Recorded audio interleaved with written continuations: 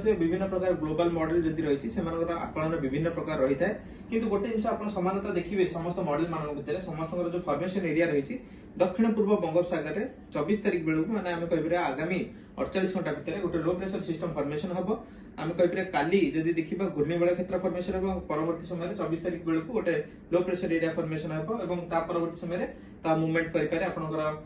पश्चिम उत्तर पश्चिम दिगरे initially एवं घनीभूत हो गोटे 26 तारिख में अवपात पश्चिम केंद्रीय बंगोपसागर रही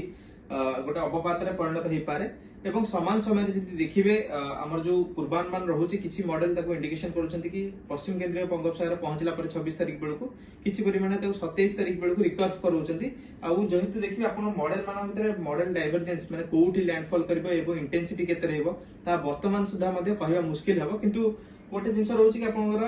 लो प्रेशर सिस्टम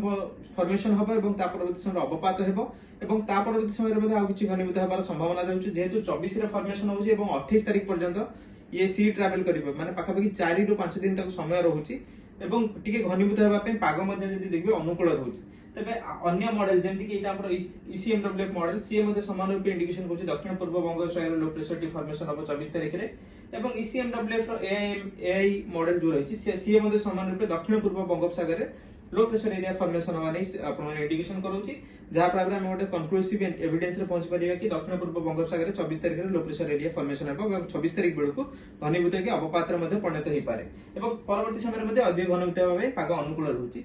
तेबे आम जदि देखिए ईसीएमडब्ल्यूएफ रो एनसेम्बल जो मॉडल रही समस्त पूर्वानुमान रही आपन जेतबे से दक्षिण पूर्व बंगोपसागर फॉर्मेशन हबो केवल पश्चिम उत्तर पश्चिम दिगरे गति करिवो जहा प्रभाव रे से आपन आंध्र प्रदेश मुहां होबार संभावना रहुछि किंतु समान समय जीएफएस मॉडल जो रही